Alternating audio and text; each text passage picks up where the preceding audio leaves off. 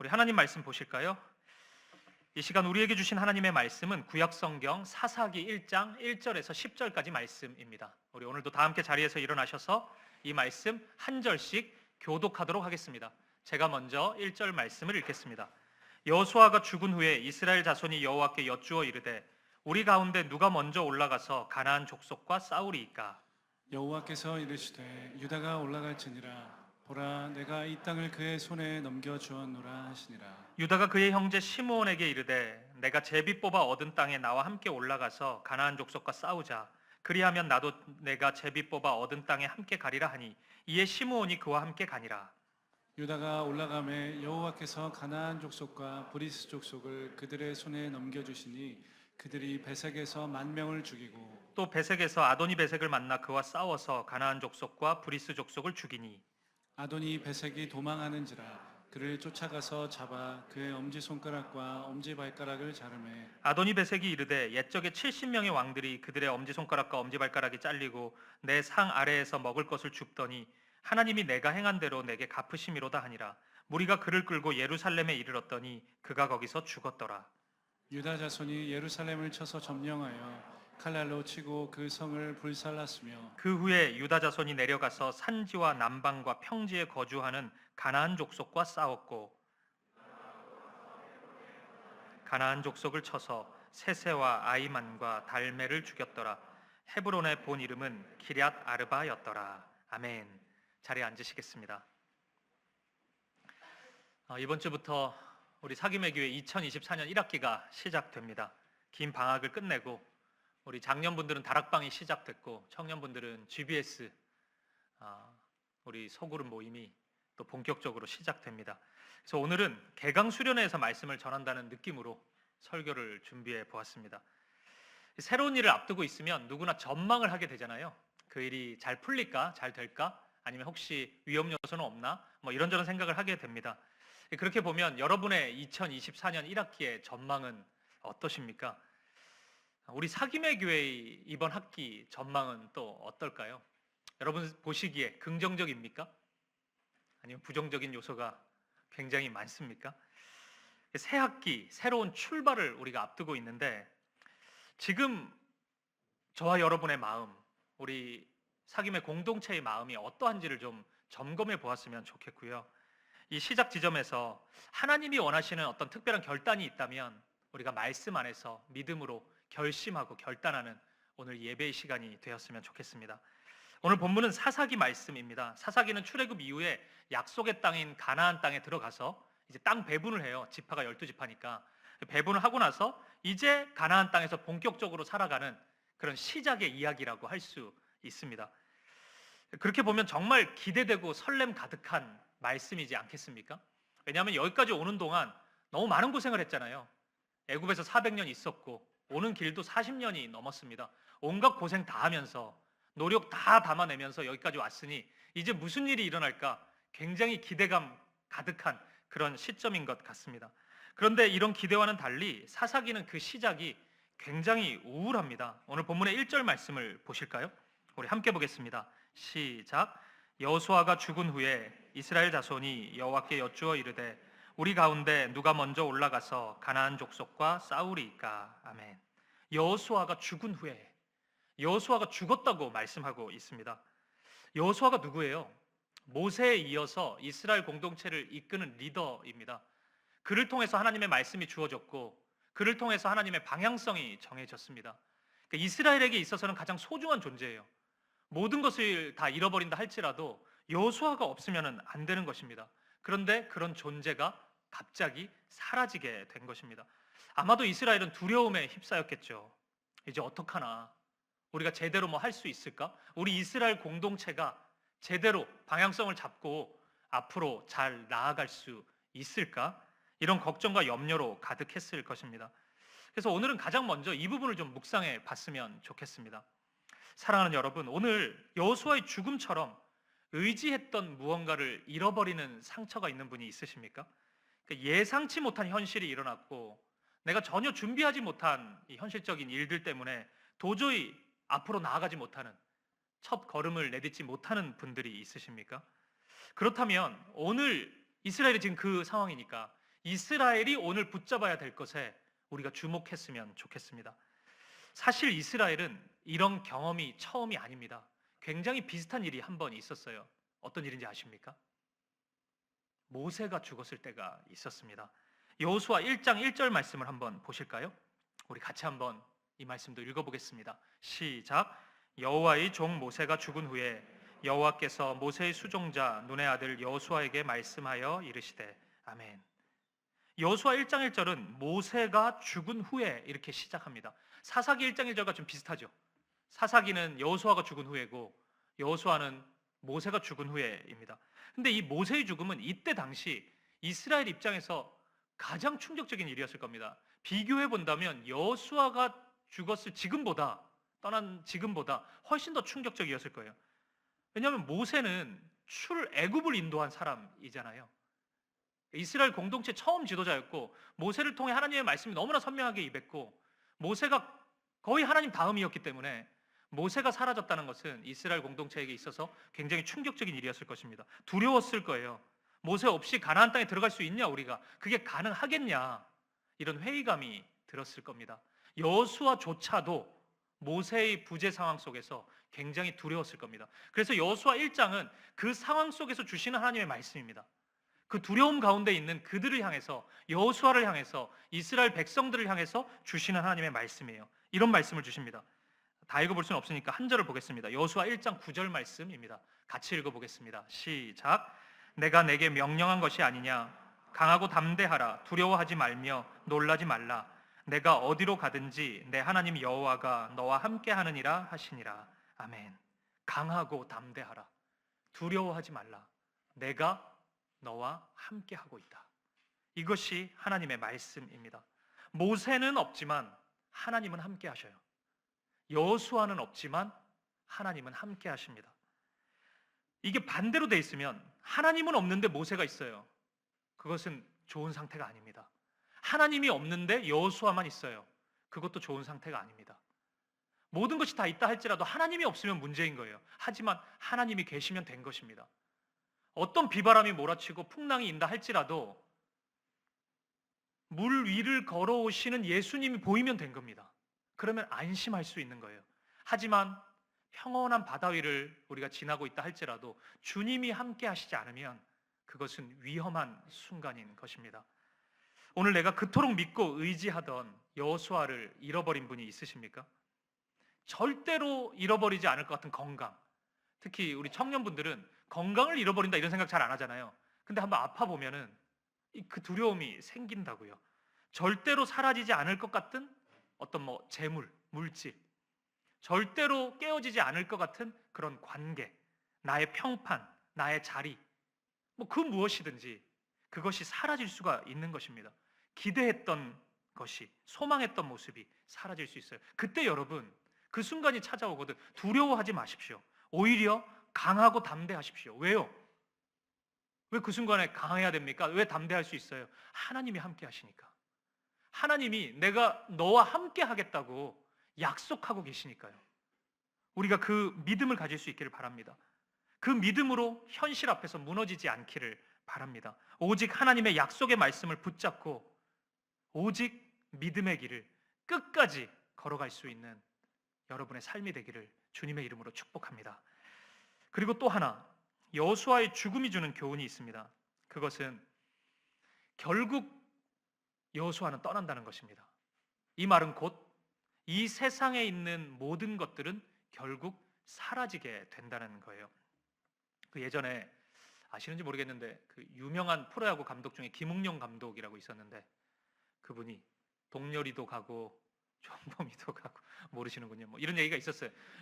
유명한 선수들이 있는데 다 해외로 떠난다고 내가 누구랑 같이 야구하냐 이런 이렇게 한탄을 한 적이 있습니다. 저는 그게 인생 같아요. 다 떠나요. 영원히 있을 수 있습니까? 이 세상의 것들은 다 사라지고 떠나게 되어 있습니다. 여러분 그렇기 때문에 이 세상의 것에 너무 의지하지 마십시오. 물론 이 세상의 모든 것이 불필요합니다. 저는 이렇게 얘기하지는 않습니다. 필요한 게 있죠. 무엇을 먹을까 마실까 입을까 필요합니다. 우리 주님께서도 그것이 불필요하다고 말씀하진 않았어요. 그것이 너희에게 있어야 할 줄을 아신다고 말씀하셨습니다. 그런데 먼저 그거 구하지 말라고 하셨거든요. 그것이 여러분의 전부가 되지 않기를 바랍니다. 하나님의 도구일지언정 그것이 여러분의 전부가 되면 안 됩니다. 그러면 그 끝자리에는 결국 허무함을 안겨다 줄 것입니다. 때때로 그것이 하나님의 도구가 될 수도 있어요. 그러니까 하나님의 은혜의 도구도 결국 이 세상의 것들은 다 사라지게 된다는 거예요. 하나님의 사람도 마찬가지입니다. 너무나 든든한 하나님의 통로가 된 사람도 결국 다 지나고 사라지게 된다는 거예요. 모세도 사라지는 것입니다. 모세 있으면 너무 좋죠. 모세 같은 사람 옆에 있으면, 우리 공동체에 있으면 얼마나 든든합니까? 여호수아 있으면 너무 좋죠. 하지만 하나님을 대체할 수는 없는 것입니다. 우리가 의지할 분은 하나님이세요. 오직 하나님이십니다. 여러분, 저도 너무 의지하지 마십시오. 지금 1부부터 3부까지 한결같은 반응이거든요. 의지를 원래 안 했는데 조금은 하세요. 그러면 의지를. 우리가 진짜 하나님만 의지해야 돼요. 신뢰가 가는 누군가가 있을 수 있고, 어떤 이 세상에 무엇이 아무리 아름다워 보이는 그 기간에 아무리 온전한 통로로 쓰임 받는다 할지라도 그 우리가 영원히 의지해야 될 대상이나 무엇이 아닙니다. 오직 하나님만을 의지할 수 있기를 바랍니다. 특히나 새로운 출발 앞에 서 있는 경우 하나님의 도우심이 그 누구보다 간절한 분들이 있을 거예요. 여러분, 그러면 절대 두 마음을 품지 마십시오. 하나님과 세상을 같이 의지하지 마세요. 하나님과 돈을, 하나님과 사람을, 하나님과 어떤 이 세상의 힘을 겸하여 섬기고 의지하지 마십시오. 오직 하나님만을 의지할 수 있기를 바랍니다. 그러면 반드시 하나님의 능력이 나타날 것입니다. 그 능력을 온전히 경험하는 저와 여러분의 삶이 되기를 진심으로 소망합니다. 그럼 이제 다시 본문으로 돌아와서 이스라엘은 이제 어떤 자세를 취할까요? 다시 오늘 본문의 1절 말씀을 보시겠습니다. 여호수아가 죽은 후에 이스라엘 자손이 여호와께 여쭈어 이르되 우리 가운데 누가 먼저 올라가서 가나안 족속과 싸우리이까? 아멘. 누가 먼저 올라가서 가나안 족속과 싸울까요? 이스라엘이 이렇게 질문을 합니다. 그러니까 어떻게 보면 약간 의외의 모습이라고 할 수 있습니다. 왜냐하면 성경을 좀 읽어본 분들이라면 이 사사기의 말씀이 이스라엘의 역사 속에서 영적인 암흑기라는 것을 알고 있을 겁니다. 그렇다면 왠지 여호수아가 죽은 후에 그 다음에는 이스라엘의 불순종이나 교만이나 죄악이 계속해서 나올 것 같은데, 그런 모습으로 채워질 것 같은데, 의외로 1절에서 소개된 이스라엘의 모습은 겸손히 하나님께 질문하는 모습입니다. 저는 이러한 이스라엘의 모습은 사사기 전체에 나오는 이스라엘의 불순종과는 별개로 우리가 그대로 적용하고 본받아야 되는 모습이라고 생각합니다. 저는 진실한 질문은 진실한 대답을 가져다 준다, 이 프란시스 셰퍼 목사님의 말인데 저는 이 말을 참 좋아합니다. 하나님 앞에서 우리가 진실된 마음으로 질문한다면 이 문제에 대한 답을 오직 하나님께로만 얻을 수 있다는 그 진실한 마음으로 하나님 앞에 질문한다면 저는 반드시 하나님께서 진실된 답을, 바른 답을 우리에게 주신다고 믿습니다. 그러니 여러분, 무엇을 하기 전에 하나님께 질문하는 연습을 먼저 하셔야 합니다. 그러니까 내 생각이 먼저 앞서지 말고 질문도 하지도 않고 하나님의 뜻이 뭔지도 묻지도 않고 내 판단, 내 기준, 내 계획대로 뭐든지 앞서 행하는 게 우리의 습관인데 그거 그렇게 하지 말고 질문하는 연습을 해야 돼요. 때로 답답할 때가 있죠. 바로 답이 주어지지 않으니까 그럼 답답하다고 얘기하고 하나님께 이해가 되지 않는다면 이해가 되지 않는다고 얘기하고, 한 번 이해가 되지 않는다 그래서 등 돌리고 하나님과 관계없이 내 마음대로 가지 말고 하나님께 질문해 보십시오. 내가 무엇을 해야 하는지, 어떻게 해야 하는지 하나님의 지혜를 구해 보십시오. 그러면 반드시 하나님의 응답이 있을 것입니다. 비록 때때로 내가 원하는 방식의 답을 얻지 못할 수도 있어요. 왜냐면 우리 계획은 너무나 디테일하니까. 근데 하나님이 그대로 응답을 안 해주실 때가 있죠. 그렇다 하더라도 하나님은 응답하십니다. 아니라고 응답을 하실 겁니다. 그러지 말라고 응답하실 것입니다. 반드시 답을 듣게 될 것이에요. 그것이 중요해요. 하나님의 마음이 어디 있고 하나님의 뜻이 무엇인지를 아는 것. 진실한 질문으로 나아가십시오. 그러면 여러분이 하나님의 진실한 답을 들을 수 있을 것입니다. 그런 여러분 되시기를 간절히 축복합니다. 그리고 이제부터가 이제 중요해요. 본문은 이 이스라엘의 질문에 대한 하나님의 답을 이제 소개합니다. 그리고 하나님의 답에 대한 또 이스라엘의 반응을 이야기해줘요. 근데 이걸 가만히 오늘 본문을 읽어보면은 뭔가 찜찜하기도 하고 찝찝하기도 하고 좀 느낌이 그렇습니다. 이 부분이 제가 오늘 여러분과 나누고 싶은 설교의 핵심이라고 할 수 있습니다. 우리 중에 누가 가나안 족속과 싸울까요? 이 질문 앞에 하나님은 이렇게 대답을 하세요. 본문의 2절 말씀입니다. 같이 읽어보겠습니다. 시작. 여호와께서 이르시되 유다가 올라갈지니라. 보라, 내가 이 땅을 그의 손에 넘겨주었노라 하시니라. 아멘. 유다가 올라가라. 이게 하나님의 대답입니다. 너무나 분명한 말씀이죠. 자, 그러면 이제 이스라엘은 뭐 하면 됩니까? 유다가 가면 되잖아요. 유다가 가라 그랬잖아요. 그럼 유다가 올라가면 됩니다. 그런데 이스라엘은 어떻게 반응하는지 아십니까? 3절 말씀을 보시겠습니다. 같이 읽어보죠. 시작. 유다가 그의 형제 시므온에게 이르되 내가 제비 뽑아 얻은 땅에 나와 함께 올라가서 가나안 족속과 싸우자. 그리하면 나도 내가 제비 뽑아 얻은 땅에 함께 가리라 하니 이에 시므온이 그와 함께 가니라. 유다가 시므온 보고 함께 가자고 이야기합니다. 그리고 시므온이 함께 가요. 이게 언뜻 보면 이상하지는 않죠. 가라고 했는데 그냥 같이 간 거예요. 유다도 갔잖아요. 유다 가라 그랬는데. 근데 자세히 들여다보면 이상합니다. 하나님이 시므온도 가라고 했습니까? 아니죠. 유다가 가라고 했습니다. 그런데 이들은 그 말씀 그대로 순종하고 있지는 않습니다. 모르겠어요. 유다가 혼자 가는 것보다 이렇게 함께 가는 것이 더 좋아 보였는지, 뭐 공동체 정신이 있었던 건지, 아니면 유다 입장에서 혼자 순종하는 건 좀 부담스러웠는지 잘 모르겠어요. 그런데 분명한 것은 불완전한 순종이라는 겁니다. 유다가 가라 그랬는데 유다만 가지 않고 있기 때문이에요. 하나님께서는 당신의 일을 이루실 때 우리를 통로로 사용하시는 경우가 너무 많잖아요. 그런데 우리 모두에게 똑같은 요구를 하시지는 않는 것 같아요. 그러니까 나에게 요구하시는 헌신이 다르고 이 사람에게 요구하는 헌신이 다른 것 같아요. 그러니까 성경을 봐도 바울에게 요구하시는 것과 일반 다른 성도들에게 요구하시는 것이 좀 다르잖아요. 저에게 요구하는 것도 다를 테고 아마 여러분에게 요구하시는 것도 다를 겁니다. 아마 그 이유는 각자를 향한 하나님의 계획이 다르기 때문일 겁니다. 큰 틀에서 보면 하나님 나라의 영광을 위한 일이지만 우리의 삶의 모습이 다 다르고 재능이 다르고 그렇기 때문에 하나님이 우리에게 요구하시는 구체적인 행동과 마음은 다 다를 것 같아요.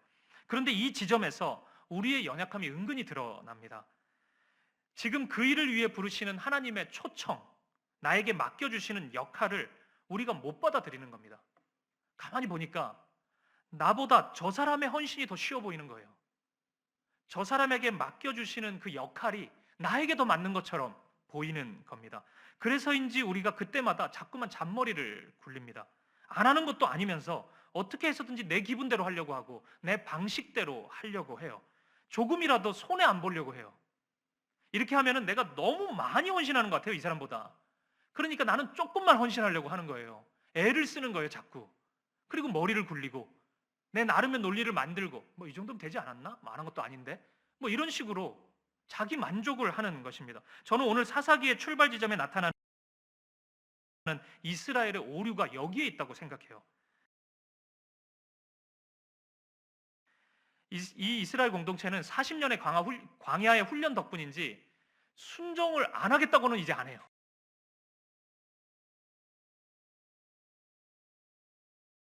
이전에는 그랬을 것 같은데 지금은 순종한대요. 근데 묘하게 자신의 지혜를 섞고 있습니다. 묘하게 자기 생각을 여기에 다 담아요. 그러니까 이런 행동에 대한 명분은 분명히 있죠.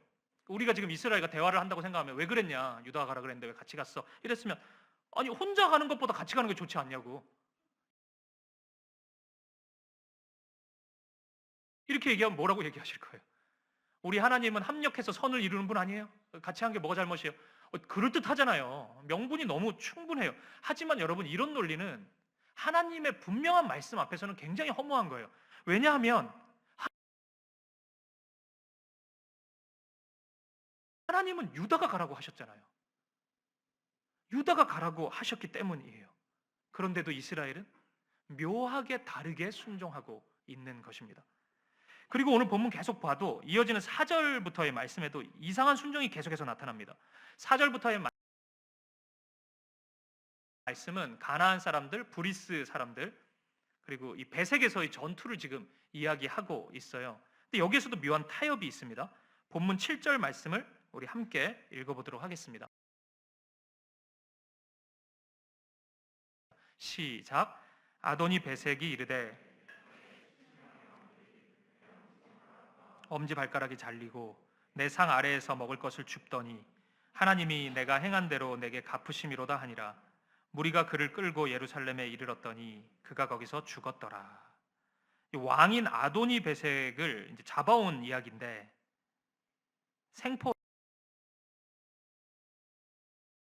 생포해서 예루살렘으로 데리고 와서 거기서 죽었대요.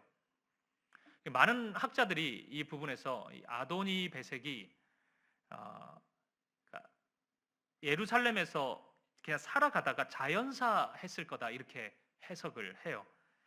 이렇게 보면은 이스라엘이 참 잘했네 이런 생각이 들기도 해요.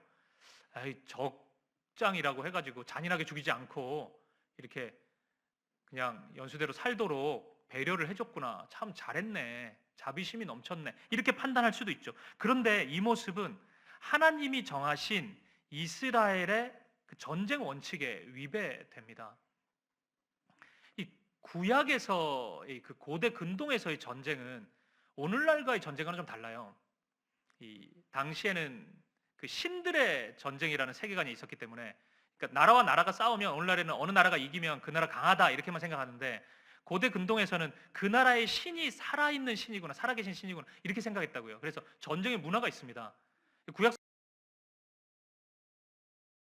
성경에 계속 전쟁이 나오는 이유는 하나님이 전쟁하는 걸 기뻐해서 그런 게 아니고 그 문화 속에서, 그 세계관 속에서 하나님을 드러내시는 거예요. 근데 이스라엘은 전쟁 원칙이 있어요. 군사력을 증가시키거나 전략을 잘 세우는 게 아닙니다. 하나님의 말씀에 순종하면 이겨요. 여리고성 대표적인 전쟁이잖아요. 어떻게 이겼습니까? 여리고성 돌아요. 그냥 얼마나 웃겨요. 성을 도는데. 근데 여리고성이 무너져요. 그게 이스라엘의 정체성입니다. 근데 그 전쟁에서 하나님이 원칙을 주셨는데 그게 헤렘이라는 게 있어요. 히브리어로 헤렘인데 그건 완전히 멸절시킨다는 의미입니다. 그러니까 전쟁하고 나면 전리품들이 많잖아요. 그럼 보기에 좋은 게 많다고요. 이런 생각 들 수 있잖아요. 아니 이거 다 불태우느니 가져가서 쓰면 더 좋은 거 아닌가? 우리 그런 생각 할 거잖아요. 그러면 이것도 데려가고 저것도 데려가고 뭐 다 가져가고 그러면 좋지 않나? 이런 유혹이 있다고요. 근데 하나님은 그 다 멸하라고 하세요. 왜냐하면 그 모습을 통해서 악과 싸우시는 하나님을 보여주시는 거예요. 악과 어두움, 그 죄의 세력과는 조금도 함께 하시지 못하시는 하나님의 거룩하심을 알려주고 싶은 거예요. 그게 훈련인 겁니다. 이스라엘은 그래서 철저히 하나님과 관계없는 것들을 버렸어야 돼요. 전쟁을 통해서 그것을 배웠어야 됩니다. 그런데 지금 이스라엘은 그거 안 하고 있는 겁니다. 무슨 이유인지 모르겠는데 그렇게 하지 않고 있는 거예요. 아도니 베색을 살려서 데리고 온 겁니다. 순종을 하기는 하는데 충분히 순종하지 않아요. 온전히 순종하지는 않는 것입니다.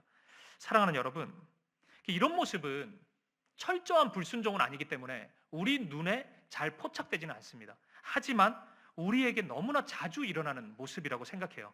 우리는 자주 하나님의 방식보다 내 방식을 더 선호하는 경향이 있습니다. 너무나 자주 하나님보다 내가 더 지혜로운 것처럼, 내가 더 정의로운 것처럼, 내가 더 자비로운 것처럼 얘기하는 경향이 있어요.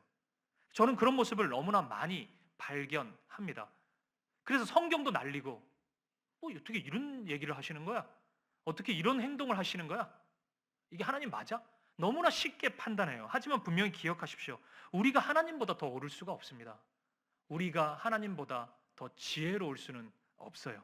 따라서 하나님의 말씀 앞에 순종보다 더 나은 명분은 없습니다. 순종보다 더 나은 모습은 있을 수 없어요. 그럼에도 가나안 땅에 입성한 이스라엘의 첫 출발에는 이런 식의 작은 타협이 너무나 자주, 너무나 지속적으로 반복되고 있다는 것입니다. 저는 우리의 삶 속에 이런 작은 타협이 계속해서 나타나고 있지는 않는지 우리가 좀 돌아보았으면 좋겠습니다. 사랑하는 여러분, 이스라엘 백성들이 지금 서 있는 가나안 땅은 약속의 땅입니다. 하나님의 약속의 말씀을 붙잡고 여기 온 거예요. 그러니까 막 돌고 돌다가 저기 한번 가볼까? 이래가지고 지금 여기 팔레스타인 땅에 온 게 아니라고요. 그렇기 때문에 이스라엘 백성들이 이 땅에서 살아가는 데 있어서 가장 중요한 것은 땅의 조건이 아닙니다. 지금 이 땅에 갔는데 이스라엘 백성들이 막 지파들 모여가지고 어디가 좋은 땅인가 이렇게 랭킹 매기고 저기에 우리가 자리를 잡아야지 땅값이 많이 오르겠는데 뭐 이런 식으로 판단을 하고, 아니면 저 땅은 걸리면 안 되는데 우리 집 저기 가면 큰일 나는데 뭐 이런 식으로 약간 그 부동산 투기적인 생각을 막 하는 게, 이게 현실적으로는 이상한 건 아닐 수 있어요. 그게 뭐 누구나 다 그런 생각 하니까. 근데 여기서는 그러면 안 돼요. 여기는 그런 땅이 아니라고요. 가나안 땅은 그런 방식으로 온 땅이 아닙니다. 저는 지금 이 얘기를 오해하지 않기를 바라요. 지금 이 얘기가 교회 안에서의 무슨 합리적인 토론을 하지 말자, 우리가 합리적인 의사결정을 하지 않아야 된다, 교회는 뭐 그런 얘기를 하는 것이 아닙니다. 저는 우리 사김의 교회가 아주 상식적인 교회가 되기를 바라요. 상식이 통해야 됩니다. 세상 사람들이 와도 지극히 상식적인 공동체가 돼야 돼요. 그리고 그 위에 하나님의 은혜가 임할 때 우리는 상식을 걸으며 초상식의 길을 갈 수 있는 겁니다. 예수님께서 우리에게 요구하시는 것은 오른뺨을 맞았을 때 왼뺨을 내어주라는 거잖아요. 그러니까 오른뺨을 맞는 게 아프다는 걸 알아야 돼요, 우리는. 속상하고 자존심 상하다는 걸. 그리고 은혜 가운데 왼뺨도 내주고, 오리를 가자고 할 때 내가 뭐 때문에 이 사람하고 오리를 가져요? 짜증나게. 근데 그 힘들지 알지만 심리를 걸어 가주는 게 그게 은혜이고, 그게 저는 아름다운 공동체라고 생각해요. 근데 막 오른밤 맞았는데 막 4대를 다시 돌려준다든지 오리를 가자 그러면 뭐 절교를 한다든지, 이거 되게 이상하죠. 상식이 없으면, 상식이 없는데 자꾸 은혜를 얘기하면 뭘 상식해져요? 저는 한국교회 연약함도 여기에 있다고 생각합니다. 온갖 부정부패 다 저질러 놓고 하나님의 은혜라고 그렇게 얘기해 버리면은, 공금횡령해 놓고 하나님의 은혜다 그러면 그게 무슨 은혜겠습니까? 굉장히 이상한 모습이죠. 저는 우리 공동체가 그렇게 되기를 원하지 않아요. 상식적이었으면 좋겠습니다. 하지만 여러분, 상식이 전부는 아닙니다. 상식적인 공동체가 돼야 된다 그래서 우리에게 상식만이 남아있는 공동체, 그거는 그냥 밖에 있는 모임이죠. 어머니 회고 뭐 라이언스 클럽이지, 그런 게. 우리가 그런 모임을 추구하는 것이 아닙니다. 우리는 하나님의 은혜의 공동체가 돼야 돼요. 내가 가진 나만의 상식, 나만의 방법, 나만의 스타일, 우리가 그것만 자꾸 고집하기 시작하면 하나님의 말씀을 가볍게 여긴다고요. 내 상식이, 내가 경험했던 상식이 더 중요한데 하나님이 다른 방식으로 일하는 걸 못 받아들이면은 그 말씀은 나에게 점점 권위를 잃어갈 수밖에 없는 것입니다. 그런 모습만큼 어리석고 무지한 것은 없는 거예요. 차라리 하나님의 말씀이, 하나님의 방식이 이해가 되지 않는다면 멈추는 것이 옳습니다. 잠시 멈추고 하나님의 뜻을 구하는 것이 옳아요. 이상한 순종할 바에는 멈추어 서서 아까 말씀드린 질문을 하는 게 좋다고요. 하나님께. 하나님, 제가 이해가 되지 않습니다.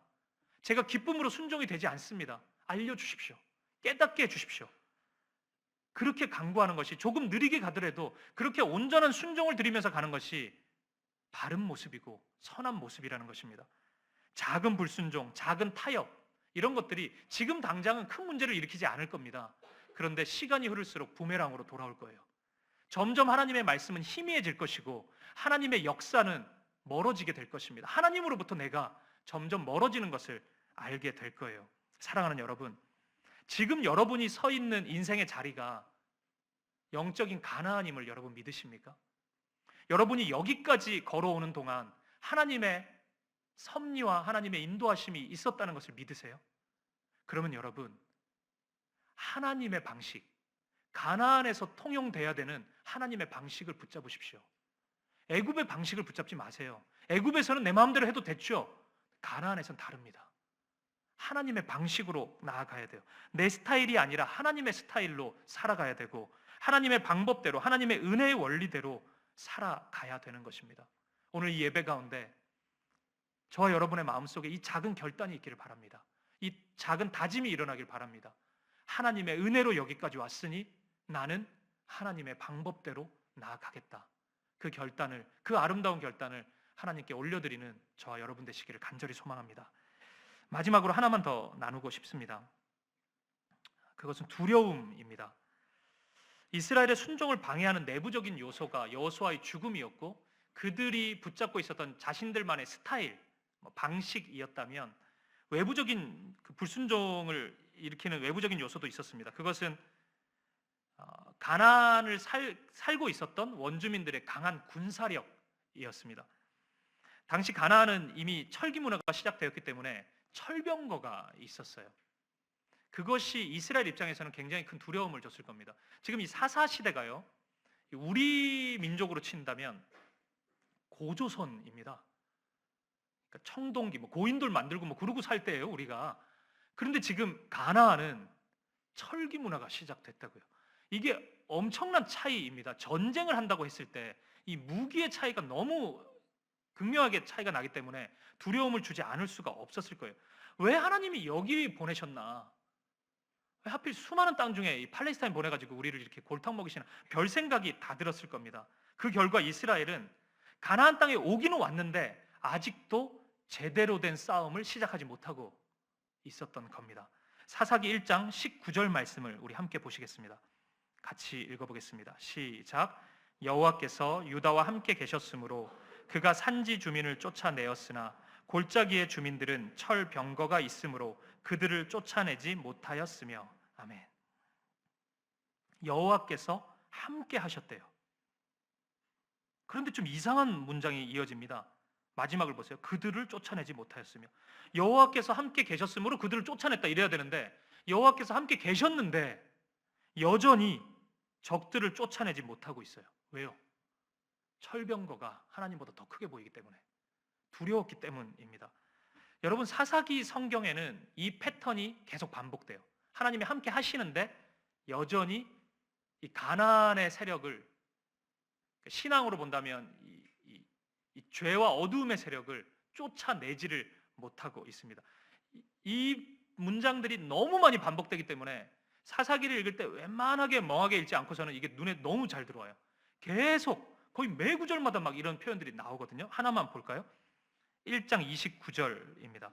32절까지 좀 길지만 한번 읽어보고 싶은데 결국 쫓아내지 못했다는 이 패턴을 좀 유심히 보시면서 한번 읽어보겠습니다. 같이 시작. 에브라임이 게셀에 거주하는 가나안 족속을 쫓아내지 못하매 가나안 족속이 게셀에서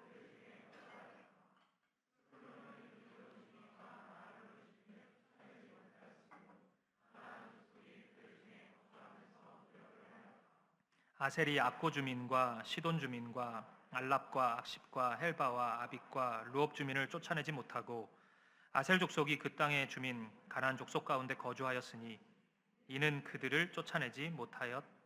아멘. 제가 그 일전에 그 설교 때 그 범죄학 이론 중에 깨진 창문 이론이라는 것을 한번 소개해 드린 적이 있어요. 브로큰 윈도우 티어리.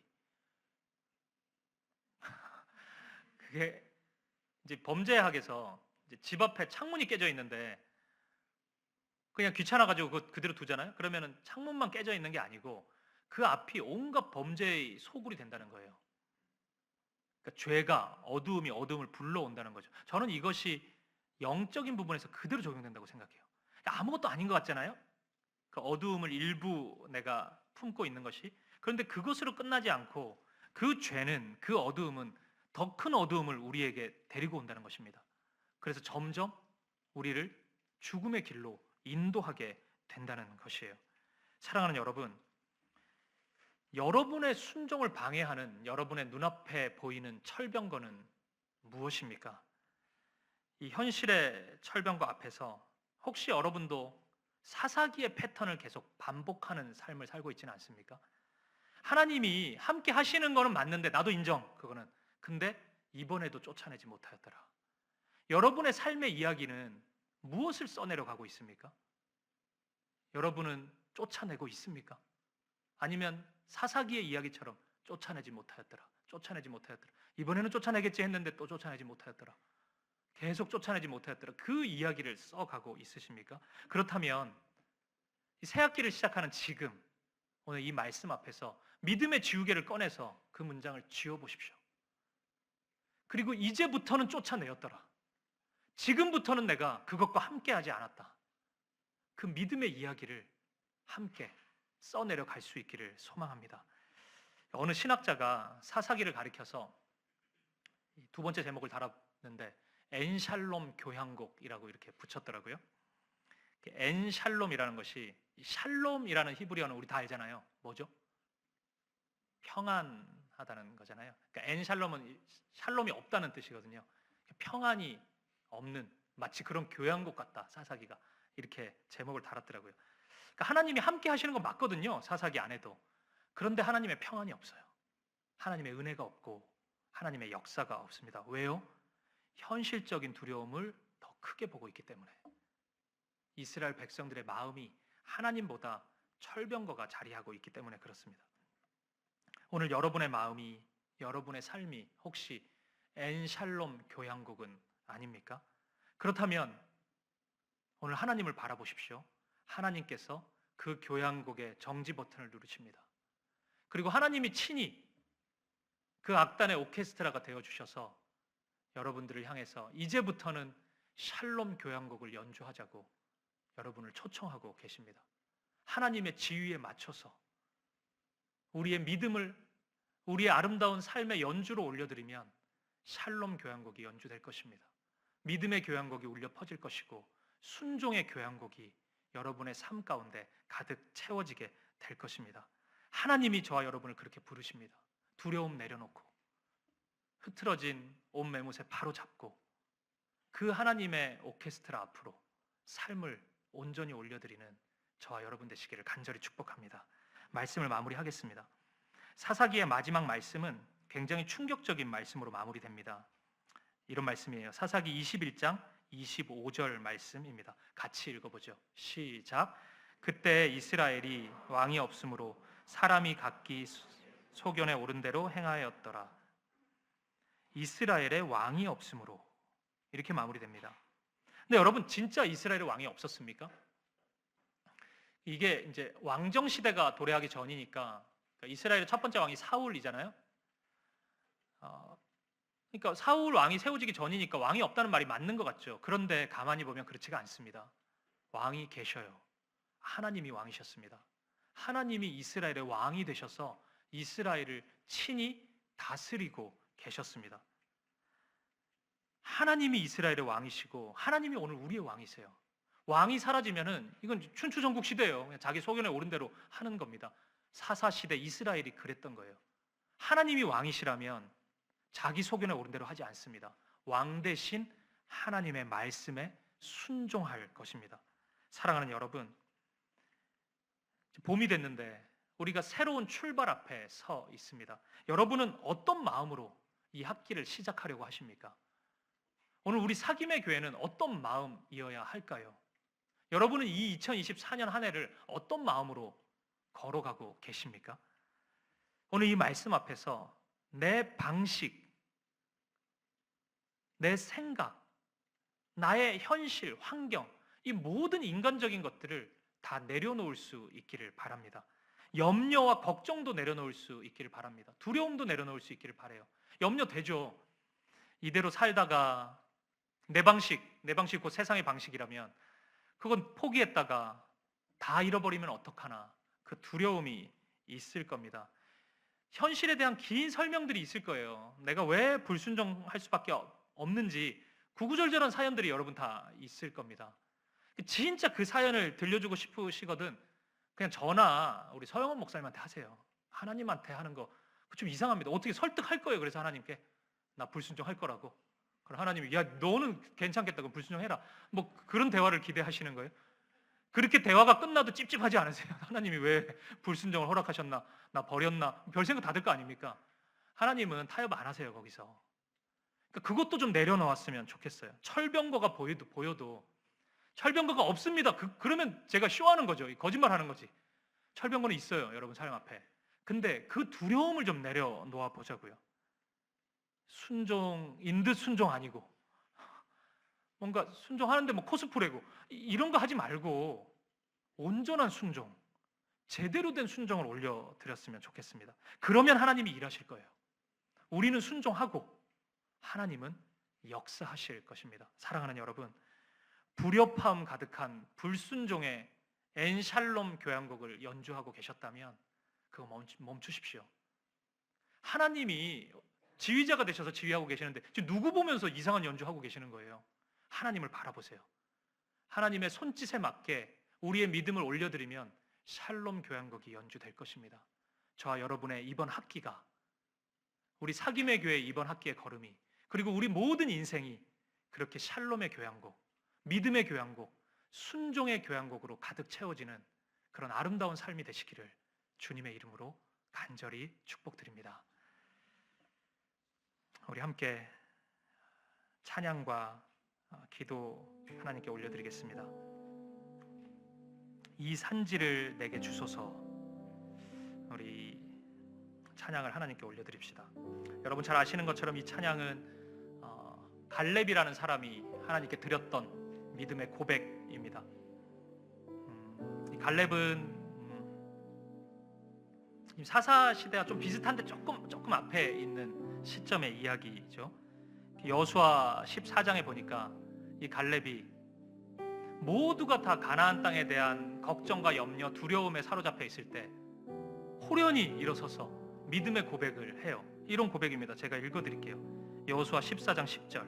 이제 보소서, 여호와께서 이 말씀을 모세에게 이르신 때로부터 이스라엘 광야에서 방황한 이 45년 동안을 여호와께서 말씀하신 대로 나를 생존하게 하셨나이다. 오늘 내가 85세로 돼. 갈렙이 85세 할아버지였습니다. 하나님이 그 험난한 시절 속에서도 나를 지금 살게 하셨다는 고백을 하는 겁니다. 그리고 이렇게 고백해요. 모세가 나를 보내던 날과 같이 오늘도 내가 여전히 강건하니 내 힘이 그때나 지금이나 같아서 싸움에나 출입에 감당할 수 있으니. 한결같다고. 나는 85세가 육신의 힘이 한결같을 수는 없을 거잖아요. 제가 이제 40대 중반이 툭 지나고 50으로 향해 가다 보니까 지금 제 나이만 해도 한결같지가 않거든요. 이렇게 육신의 한계가 계속 느껴져요. 근데 갈렙이 지금 이렇게 얘기하는 것은 마음을 얘기하는 거겠죠. 내 마음이 지금 85세가 된 지금까지 하나도 바뀌지 않았다고 얘기하는 겁니다. 그리고 이 고백을 해요. 12절. 그날에 여호와께서 말씀하신 이 산지를 지금 내게 주소서. 당신도 그날에 들으셨거니와 그곳에는 아낙 사람이 있고 그 성읍들은 크고 견고할지라도 여호와께서 나와 함께 하시면 내가 여호와께서 말씀하신 대로 그들을 쫓아내리이다 하니. 아멘. 거기 아낙 자손들, 골리앗 같은 사람들 살고 있는 것처럼 보여도 하나님이 나와 함께 하시기 때문에 나는 그들을 쫓아내겠다고. 사사기의 패턴은 계속 쫓아내지 못하고 있는데 오늘 갈렙은 쫓아내겠다고 다짐하고 고백하고 있습니다.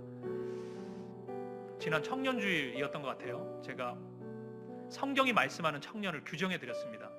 성경은 청년을 가리킬 때 생물학적 나이를 두고 청년이라고 안 합니다. 20대 30대니까 청년이다 그렇게 얘기 안 해요.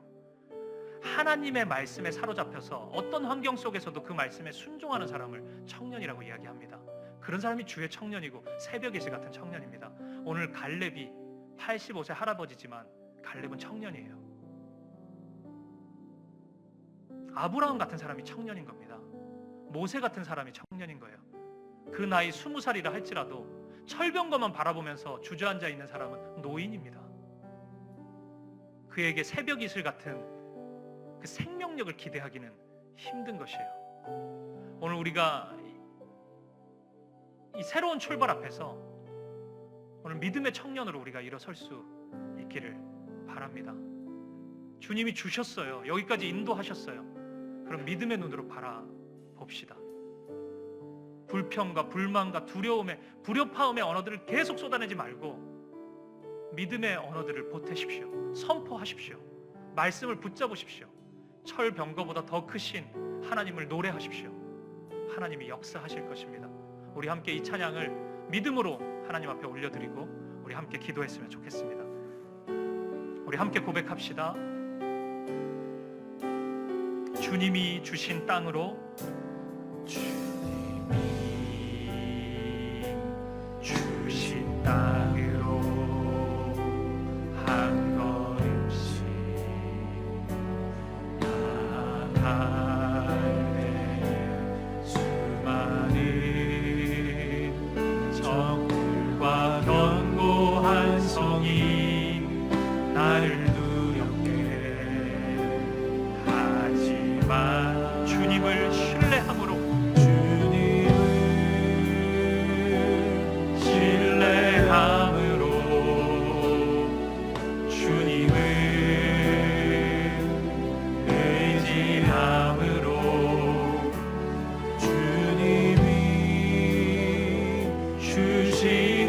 담대함으로 큰 소리 외치며 이 산지를 내게 주소서. 이 산지를 내게 주소서. 그날에 주께서 말씀하신 이제 내가 주님의 이름으로 그 땅을 취하리니 이 산지를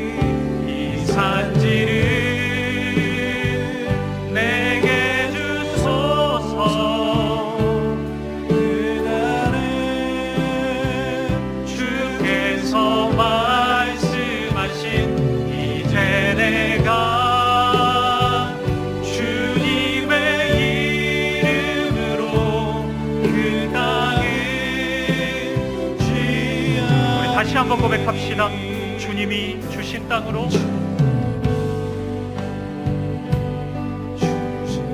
한 걸음씩 나아갈 때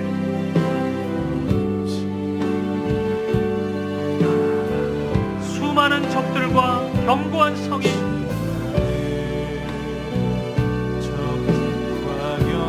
나를 두렵게 할 때가 있습니다. 하지만 주님을 신뢰할 것입니다. 주님을 신뢰함으로 주님을 의지함으로 주님이 주시는 담대함으로 큰 소리 외치며 나아가 이 산지를 내게 주소서. 내게 주소서. 그날에 주께서 말씀하신 이제 내가 주님의 이름으로 그 땅을 취하리니 이 산지를 내게 주소서. 내게 주소서. 그날에 주께서 말씀하신 이제 내가 주님의 이름으로 그 땅을 취하리니. 우리 시간 함께 기도하며 나아갈 때 사랑하는 형제자매 여러분, 이 시간 하나님의 말씀 앞에 우리의 명분, 방식, 상황, 환경, 모든 인간적인 것들을 내려놓을 수 있기를 바랍니다. 염려와 걱정이 있다고요? 철병거에 대한 두려움이 있다고요? 불순종할 수밖에 없는 그런 구구절절한 사연, 애절한 사연 다 내려놓읍시다. 그리고 약속의 말씀 앞으로 우리가 달려나가십시다. 하나님 믿음을 주십시오.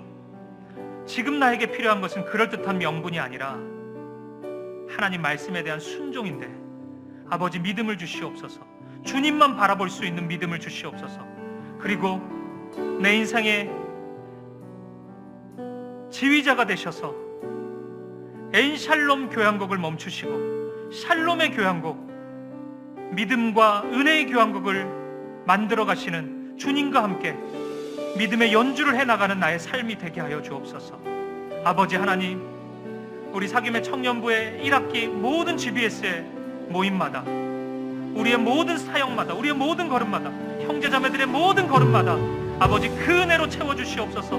내 삶을 믿음으로 채워주시옵소서. 이 시간 한마음과 한뜻으로 기도하며 나아가겠습니다. 함께 기도하시겠습니다. 아버지 하나님, 오늘 우리에게 은혜를 주시옵소서. 주님 우리를 붙잡아 주시옵소서. 하나님의 약속의 말씀을 붙잡습니다. 하나님께서 우리의 왕되심을 믿기 때문입니다. 하나님, 우리의 모든 결정의 순간 가운데에서 수많은 적들과 견고한 성이 나를 에워싸고 있지만 모든 두려움 내려놓고 주님 앞에 나아갑니다. 아버지 하나님, 내 방식, 환경, 상황 다 내려놓습니다. 염려와 걱정도 내려놓습니다. 두려움도 내려놓습니다.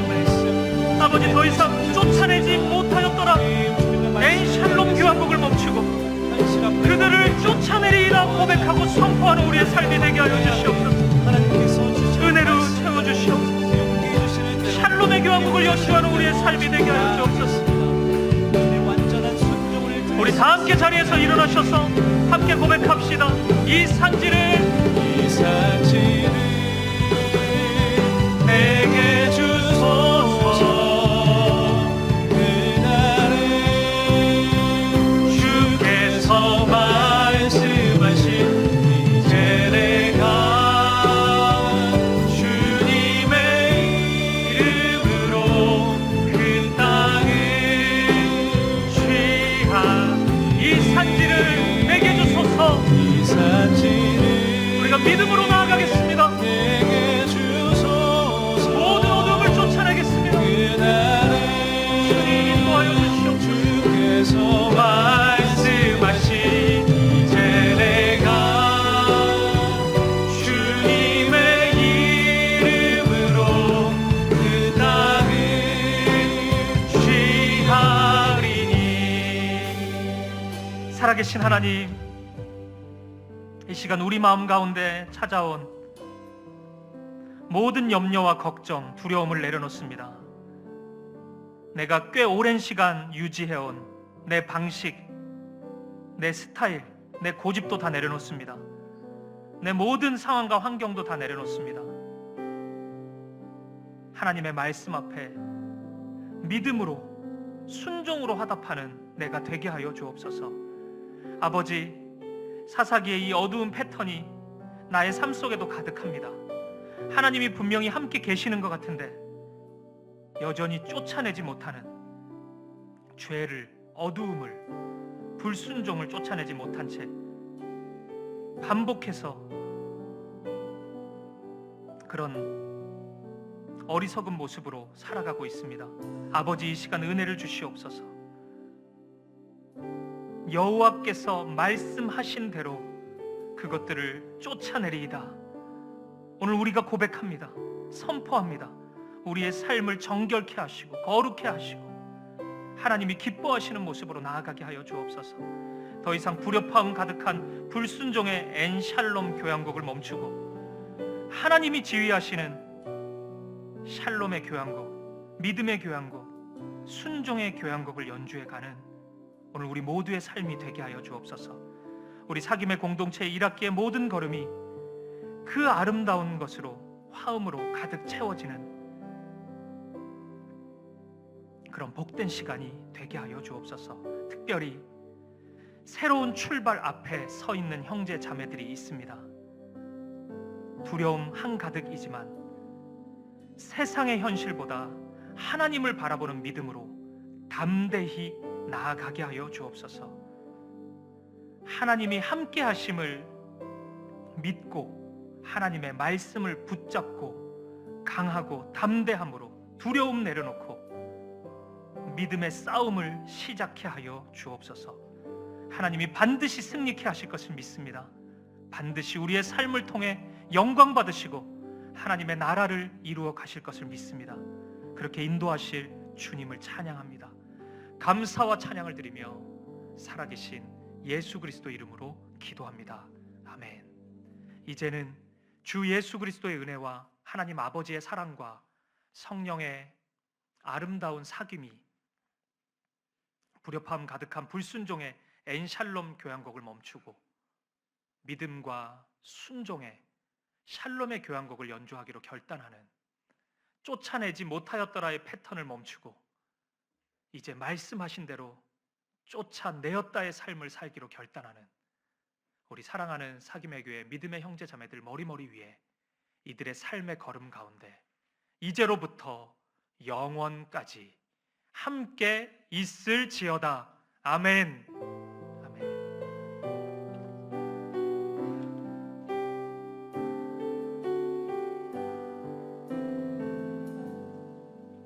베풀어 주신 은혜 감사한 마음으로 찬송을 드리며 삶의 자리로 나아가겠습니다.